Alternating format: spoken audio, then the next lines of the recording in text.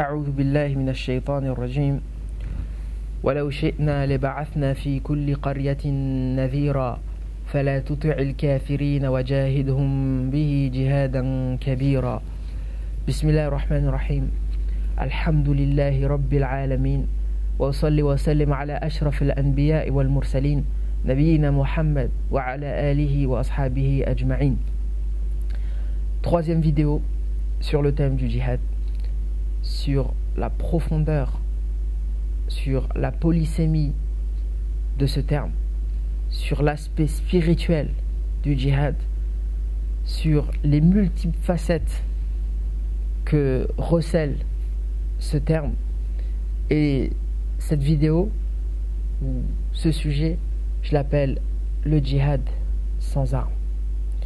Alors bien souvent, on a deux types d'extrêmes en islam. On a l'extrême qui pense que le seul moyen de réformer l'islam, le seul moyen de sauver les musulmans de l'apathie dans laquelle ils se trouvent, c'est le combat armé.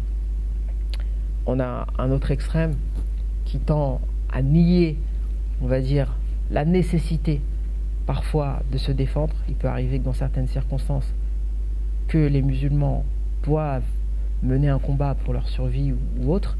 C'est une tendance qui tend à renfermer l'islam dans le seul sens spirituel et qui dit, par exemple, qui prend un hadith qui n'est pas authentique, qui dit, ou dans lequel le prophète sallallahu alayhi wa sallam aurait dit: nous sommes revenus du petit djihad vers le grand djihad. C'est pas un hadith authentique, mais c'est pas un argument pour la première tendance ou pour le premier extrême, surtout lorsqu'on voit ce genre de verset.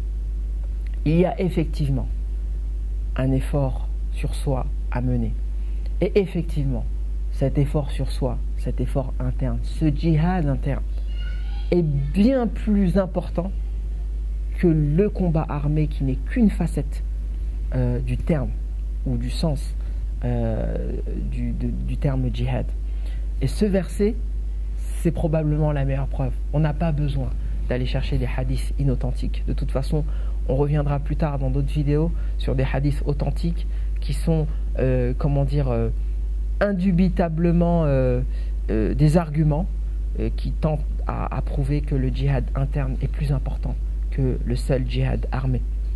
Donc dans ce hadith, dans ce verset du Coran, on a un verset qui enjoint au prophète sallallahu alayhi wa sallam de ne pas obéir aux ennemis de l'islam et de les combattre vigoureusement, littéralement de mener un grand combat contre eux. Or, ce verset a été révélé à la Mecque. Et à la Mecque, les compagnons du prophète sallallahu alayhi wa sallam, le prophète sallallahu alayhi wa sallam lui-même avait pour interdiction, avait pour consigne absolue de ne pas combattre, de ne pas lever une arme, de ne pas tuer, de ne pas voler, spolier, attaquer, de ne pas répondre à la violence par la violence. Quand on sait que la Mecque, en tout cas le contexte dans lequel le prophète sallallahu alayhi wa sallam vivait, c'était un contexte de persécution, un contexte d'humiliation, un contexte de spoliation. Pendant 13 ans, les compagnons du prophète sallallahu alayhi wa sallam ont eu à subir jusqu'à même la torture. Et l'un des meilleurs moyens de l'illustrer, c'est l'histoire de Khabbab ibn al-Arat, qui est un esclave, qui a été torturé dans sa chair avec des fers. Il a été exposé au soleil, bref. Il est parti voir le prophète sallallahu alayhi wa sallam parce qu'il n'en pouvait plus. Et il lui a dit: Ya Rasulullah, ala tastansir lana, pourquoi n'implores-tu pas le secours d'Allah? Pourquoi ne nous permets-tu pas de nous défendre? Et le prophète sallallahu alayhi wa sallam s'est énervé. Il s'est tourné vers Khabbab et il lui a relaté, en tout cas je sais que c'est un hadith très célèbre, on n'a pas besoin de le mentionner dans les détails, mais il lui a relaté ce que les communautés précédentes avaient subi. Ils ont été torturés dans leur chair, dans des conditions absolument effroyables. Et il dit à la fin: walakinnakum qawmun tasta'jiloun. Vous êtes un peuple pressé. Pourquoi? Parce que le prophète sallallahu alayhi wa sallam, pendant ces 13 années, il avait le devoir de leur enseigner une autre forme de combat, qui est le combat interne, le combat spirituel. C'est la raison pour laquelle les compagnons du prophète sallallahu alayhi wa sallam avaient pour obligation, avant que les 5 prières obligatoires soient prescrites, de prier la nuit. Il y a d'autres formes de combat qui sont intéressantes à la Mecque. Le combat par les arguments. Le prophète sallallahu alayhi wa sallam a eu l'ordre, en vertu de ce verset, de combattre les non-musulmans, pas par les armes, par le Coran. Wajahidhum bihi, par le Coran. Jihadan kabira, c'est-à-dire par les arguments, par l'éloquence. On a l'histoire de Al-Walid ibn al-Mughira, qui était parti voir le prophète sallallahu alayhi wa sallam dans le but de le détourner de l'islam. Et lorsqu'il a entendu le Coran, c'est lui qui a failli se détourner du polythéisme. Et donc, c'est l'éloquence du Coran, c'est la beauté du Coran qui a influencé, a touché le cœur de nombreux Mécois. On a la façon dont Omar ibn al-Khattab s'est converti à l'islam, qui a entendu, lorsqu'il a entendu le surat Taha. Et je pense que les musulmans, en particulier en Europe, où, comme je le disais dans une autre vidéo, notre contexte est plutôt un contexte abyssin, c'est-à-dire qu'on ressemble plus aux compagnons du prophète sallallahu alayhi wa sallam. Lorsqu'ils ont émigré en Abyssinie, ils ont vécu dans un pays qui leur offrait une liberté de culte, et donc ils n'avaient pas de raison de combattre cette entité, c'est-à-dire ce système politique qui leur donnait certaines largesses qui sont largement comparables à ce que nous vivons en Europe. Mais l'image que l'on donne de l'islam, les ennemis de l'islam, la façon dont on devrait les combattre, c'est pas par la violence, c'est pas par les insultes, c'est pas par les armes, mais par le comportement, par l'éloquence, par le raffinement que nous enseigne notre religion, le raffinement de notre attitude. J'ai du mal à comprendre, très sincèrement, que l'on puisse tuer par exemple un journaliste ou prendre en otage au nom de l'islam, parce qu'en vérité, le plus grand des combats qu'on a à mener, c'est d'abord un combat éthique. Le prophète sallallahu alayhi wa sallam nous dit par exemple dans un hadith, Afdalul jihad kalimatu haqqin inda sultanin ja'ir, c'est-à-dire le plus grand des djihads, c'est de dire la vérité face à un tyran.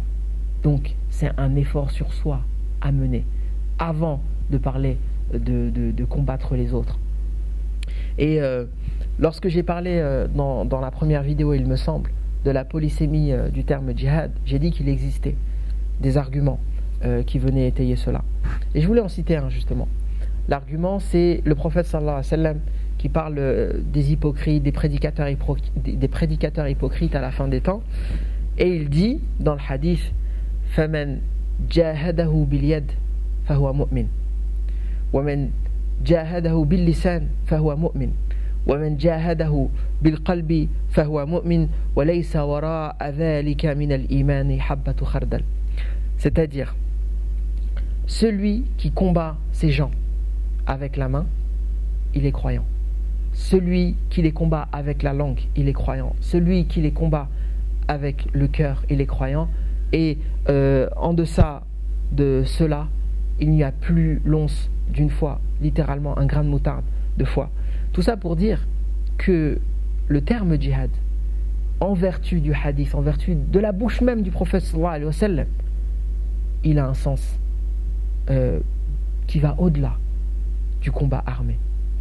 Donc, si on utilise ce verset, si on utilise ce hadith et d'autres formes de hadith, on se rend compte que la plupart des musulmans, la plupart des pseudo-réformateurs n'ont pas commencé par livrer ce combat interne, n'ont pas fini de livrer ce combat, on va dire, linguistique, ce combat intellectuel avec les non-musulmans.